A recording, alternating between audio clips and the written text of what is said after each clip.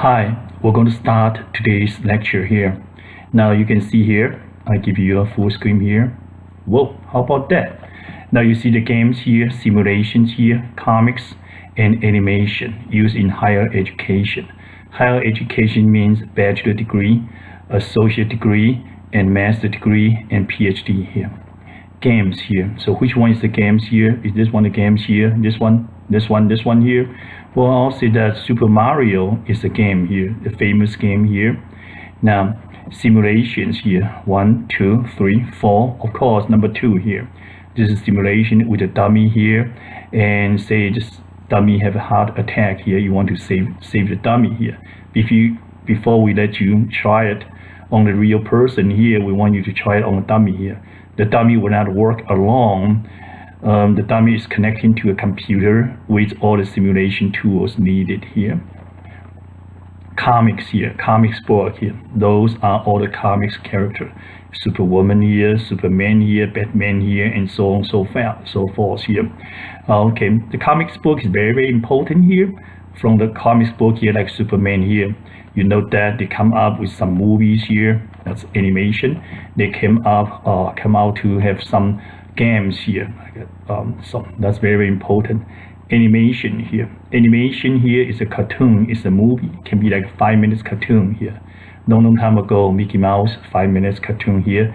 Right now, they have movies here, like Cinderella or some other movies here. Can be 90 minutes or even to 2 hours here. So, and we are talking about those 4 different tools here. Using the games here, using the simulations, using comics and animations for higher education classes here. This one here showing that a case study in Arkansas State here. We survey the higher education for 4 years and 2 years here, and to see how many people we survey. For the professors, we pick up 151 here. And the returning rate is 48 here number, so 32%. 32% is a very good reasonable rate here. Say if we have only returning rate as a 10%, it cannot be used. Statistically, it's incorrect. And if we have like 90% here, we're happy here, but this is more like very unlikely we are going to have such a high response rate here. So 30% here. Now, from here, we come up with going to ask you, are you going to use a digital format here, like Super Mario type gaming here, or non-digital, like a comics books type here? And very likely, somewhat likely, meaning about 30% of professors here at this year, 2013 to 2014, and those professors say, yeah, I'm going to use those games, comics books here, animation here, simulation here to help my student to learn the topic here, the different topic. Undecided, 20% here, and about 50% say, no, I'm not going to use it here. So 50% here. You may think this 30% is not a big number here, but thinking about that's 2013 to 2014. And if we survey one more time, we may have a higher numbers of professors who would like to use games, comics, animation here, simulation to help them with their students to learn. This is in a peer review paper. This is a serious study here. From here, we have a term called GBL here, game-based learning here. Now, game-based learning here to help our students to learn the topics here and using the gaming here. So although we're also talking about terms game here, animation will work, comics book will work, simulation will work. It's a game-based learning here. Gamification in education, that's a new term here. We're using a game to help students to learn. In here, we see the themes, different topics here for our survey here. And from digital, say gaming here, from non-digital, say comics book here. And say, hey, for this class here, this multimedia storytelling here, you want to tell the story here. If you tape recorded your storytelling here, you can see yourself here, then you can improve the areas needs to be improved here. And if we use the gaming theory here, they're going to interactive here, ask you to present a story here, give you a grade right away, point out the room for improvement, and you can try again. So you're level 1. Then later on, if you keep doing, you're level 2, level 3, so on and so forth. That's the gaming here. This one, sports production here. We also can use the gaming here, but like news editing here, text format, you're writing something here. Now you don't really need to use the gaming here to write here. Of course you can. Radio production here, same idea here. This topic is talking about public speaking here. If you are shy, you don't want to do any public speaking at all here, well, what can we do? Force you to do one? No, maybe we just ask you to do a simulator here. Simulation here can let you see a lot of audience here. Oh, okay, they're not real audience here. And trying to scare you, I guess. Then you can record it here, use criteria here to give you a chance to view and to build up your confidence before we send you to a live audience, to a public speaking here. That's like another one is oral communication. Of course, oral communication, maybe over the phone here for customer support. Customer support is important here. We have a gaming tool to help you. Some customer may be complaining, some customer maybe need more attention. Then how you going to respond to those customers here? So that will be oral communication here. And face-to-face communication here, that's public space speaking here. So. And in right hand side here, you can only see here political communication here, politicians here, how we're going to communicate with other people. We cannot really have a live conference, real conference for you. We have simulation tools for you to do a small group communication, organizational communication, interpersonal communication.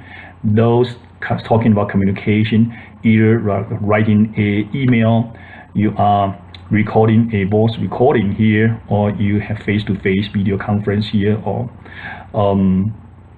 a live face-to-face talking to someone, answering question here. We can all use tools to help you to build up your confidence and build up the necessary skills. The second case study here is from Clemson University here in South Carolina here. We show you 3 pictures here. The first one here showing you community members 3D printer here. School here, we have 2 3D printers here. Well, I use 3D printers. I figured out here it's very good. Student create a character. We can use the computer, then connect to the 3D printer. 3D printer will print the real character 3 dimension. It's pretty much like a tool here. And for you, that's the beauty of 3D printer. But the 3D printers here, right now the speed is too slow here. If you print out a character, it may take 2 days, 3 days, unstop printing. So I can see here later on, once the 3D printer getting faster and faster, we may be used for mass production. You create a character. I mean, if we can print out one in, like say 5 minutes here, then we let it 24 hours non-stop and printer to print those characters. We can have a mass production, then we can sell it to the general public here. But right now, just the speed is too slow here. And the school here always serving the school and also the community members here. So they're talking about community members here. You want to come over to the school here to see what's a 3D printer and to play with it here. You are so welcome. The second picture here, we show you the gaming lab here. The gaming lab here, you can make your classroom also have some gaming tools here, but it's not going to be the same like a gaming lab here. You see here, gaming lab here, people are standing up and with a big screen TV and audios here to play the gaming here. The gaming lab can be shared by different classes here, different teachers here, different students here. So it's a great idea to have a gaming lab here. Gaming. From here, I think you have noticed that gaming is not only for fun, for learning. We are using the gaming as learning tools here. The third photo here is Skyrim here. So what is the Skyrim here? You need to note that this is the term here. Skyrim is basically a gaming tools here. You can create your own character. Gaming is nothing but play a role playing. You play the good guy, you play the bad guy here. and that help you. And always have some task, like problem here, how you resolve the problem solving. That's very important for all the supervisors, managers here. Thinking critically, that's important for everyone here. Critical thinking, especially in the school nowadays, we are training our students to be a critical thinker here. The third, we are talking about collaboration here. Corporate collaboration here with all your team members here. That's a team concept here nowadays. Working in the industry here, you should be able to work individually and also in a team setup here. Then based on the team here, you can form in your strategy here. Strategy means how you're going to do to achieve one goal here. You have different way to do it here. So set up a better strategy here. And decision here.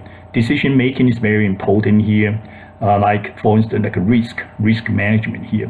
When something happen, disaster happen here, you need to make a quick and appropriate decision here. The training here, I mean, we cannot really give you a disaster, try it out here. We give you a simulation here. Embracing failure here, that's very important here. Some students may not like failure here, but in real life here, yeah, you're going to have a failure here. Depends on what you're thinking about here. If you're thinking about you're going to get a grade of 100 or you got 98, that's 2%. Maybe you can consider as a failure here. So how are you going to take it here? So this embracing failure here is related to stress management here, and also anger management here. So that's, and also your time management here. You use your time here. So if you don't get good enough here, you may have a second chance, third chance to try it out here. But if you're doing something, wait until last minute here, chances are you don't have any chance. In here, they're talking about based on the tool we're using, we can redesign the class here. So next term here, we're going to have a better class here because we're trying here. And interdisciplinary teaching here, that's always a good place for using the gaming here. For instance, I'm teaching a gaming class here. I have a teacher who teach like a psychology class here. Say we can have a combined class here, a joint class. So some psychology major students, some gaming major students, we put them in a physical location we call classroom here. Then the psychology student can do the study for, I mean, why people play gaming here. They want to play scary gaming here, funny gaming here, why they can sit in there for 4 hours here, 5 hours here, why, what are they thinking about mentally here. And those gaming students can also simulation a different type of characters here, which have maybe mental problems here, or maybe more aggressive here, maybe timid personality here. Then that would be a good combined teaching class here. That's one example here. Outreach and partnership here. This outreach and partnership can be like university outreach to high school. So the high school can, some student can take the college class here before they graduate here. And we can outreach to the community. So the community people here, residents here, can come to our class to learn some gaming, some other class here. And partnership here can be with another university, like University A with University B, so they can share resources here, they can learn from each other here. Partnership can also be between a school here and a company here. School have a company, maybe have an internship, then that will help our students here. Yeah, we're seeing that based on this study here, they have 3 classes, elective classes here. We don't try it on for mandatory class, elective class, maybe a starting point for using the gaming here, the digital media here, of course. This is the games and emerging technology here. Emerging technologies means new technology, like RFID, like Wi-Fi, those are emerging technology, like robots here, emerging technology here. And this one for gaming learning here. So of course, a gaming class here, you are going to use the gaming here.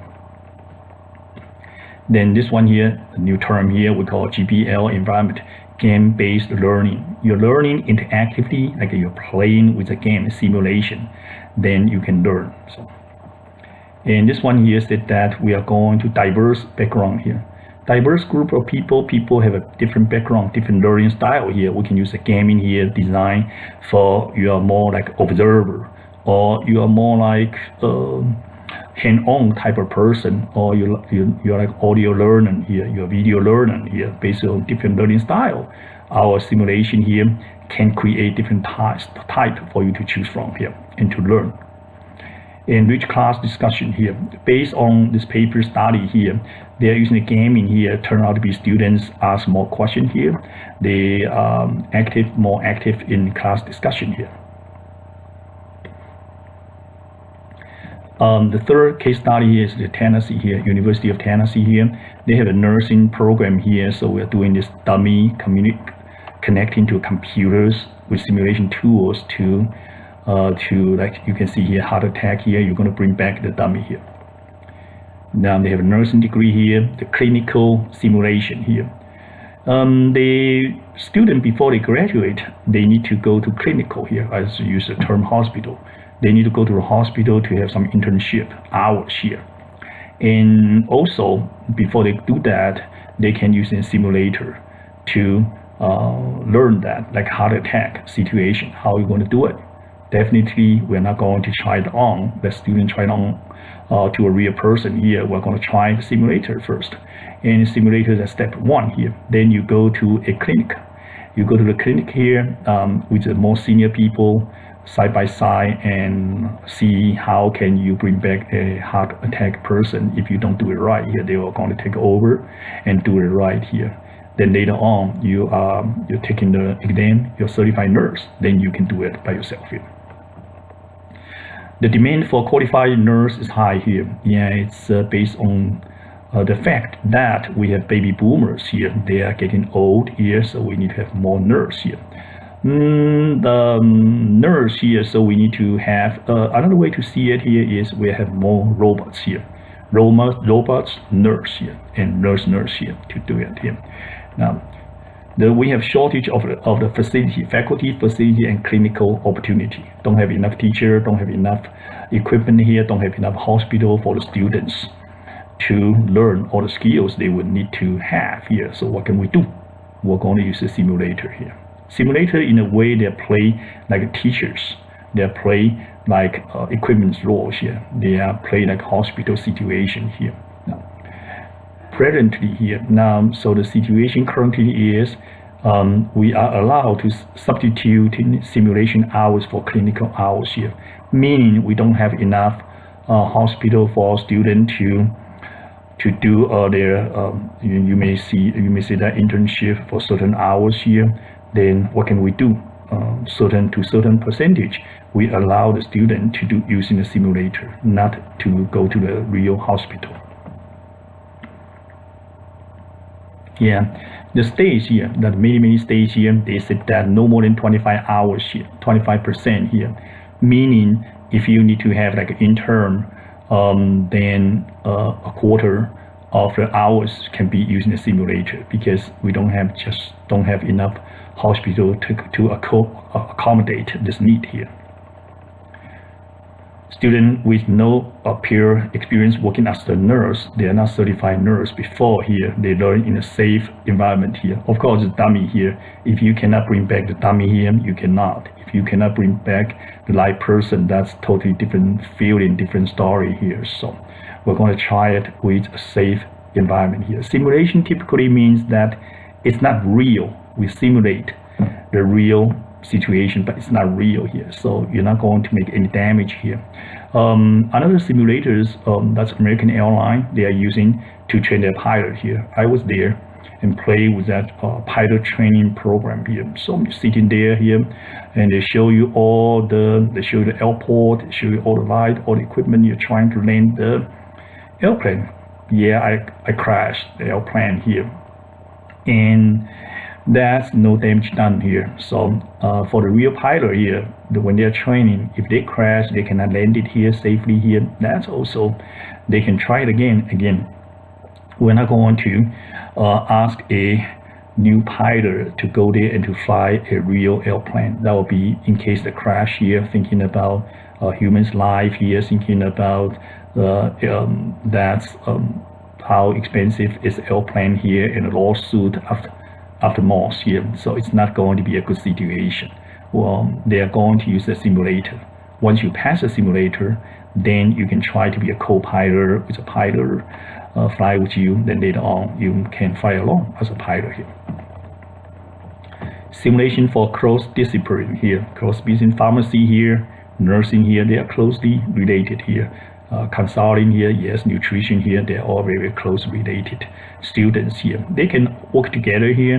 Then the pharmacy here, I'm going to give this drug here to the patient here, and the nutrition here saying, yeah, we're going to make this one more healthy here. And nursing here, yeah, I'll take care, I'll give you a shot and that kind of stuff. Consulting here, yeah, talk to the patient here, maybe mental consulting here. All this will not happen with the IT guys here. As you can see from this example here, now we have dummy here, we are connecting to computer have software, we have all we need. Yes, no, not really. We need to have IT guys here. The simulation tools here, the cable connected here, the software need to troubleshoot, need to update it here. Without IT people here, this won't happen here. IT support is needed here, and this IT here is this IT people, they need to know the computer here, they need to know the internet here. In addition to those, they also need to know simulation tools here. So that's all I want to talk this time here. I'll see you next time. Bye bye.